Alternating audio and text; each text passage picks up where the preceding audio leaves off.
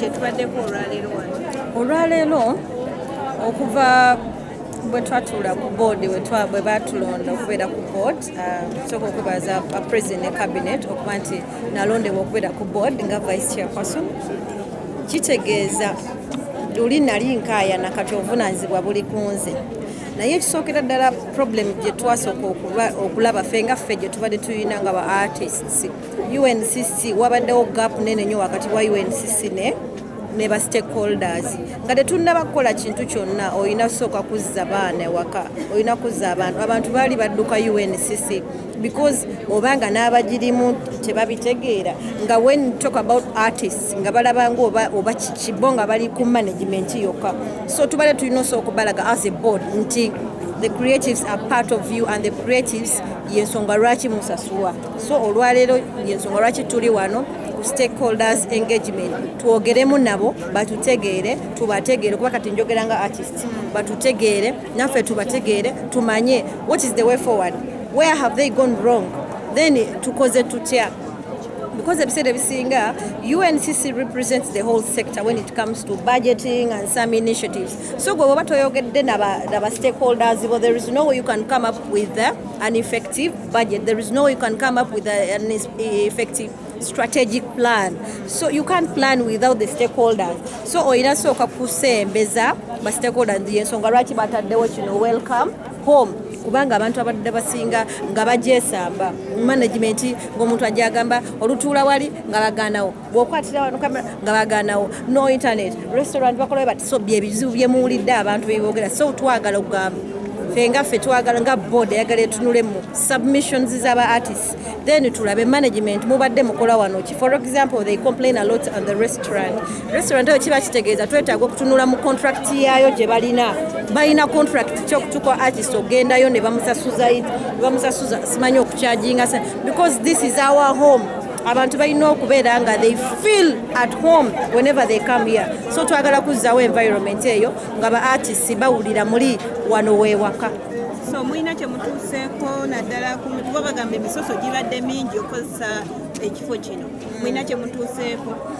right now era tuyina we tutuuse yo management erina okimanya nti erina okuworking hand in hand with the creatives omuntu bw'aba aleese production at least amala okukola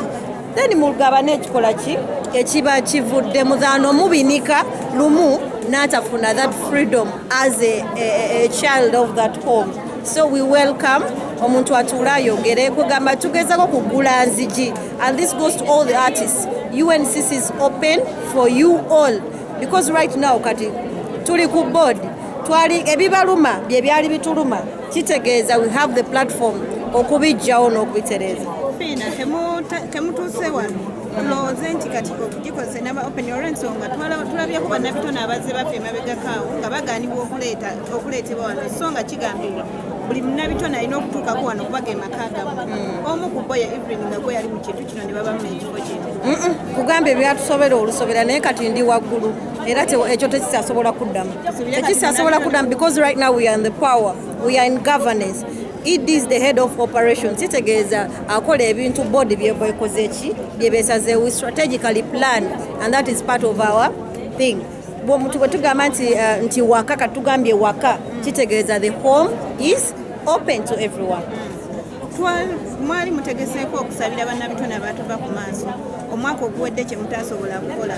oba oli awo kiva ku nsonga y'ebifo wemutegekera tusuubire nti omulundi guno omwaka guno mugenda kitegeka nga mukitegekera wano wennyini of course olinga eyasomye obwongo bwaffe obidde ebitabo byaffe this year ba artists bonna tugenda kufuna national prayer day ate kuno tugenda gikola ne interreligious council why interreligious council kibadde kizibu kya kurotatinga in different religions nti leero Muslims omwaka ne guyitawo Protestant omwaka ne guyitawo but then here we can put them together era tujja kubeera wano ku national theatre yaffe tusabire abantu bonna era mujja kulanga ebirango bijja twagala tutule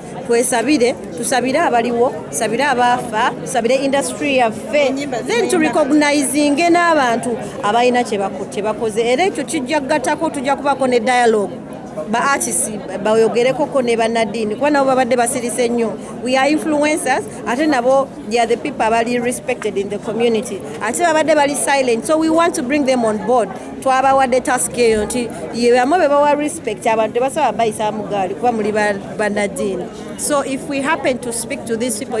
when it comes to the creative sector, you can become a star in a blink of an eye. We don't have qualifications as long as you're talented. So most of the time abantu bolaba bakola ebintu olumu nga naye tebafunye guidance. They need people to talk to. So twetaaga ba artists tubeere nga tufunayo dialogues we babeera nga boogererako n'abo. I'm not the president.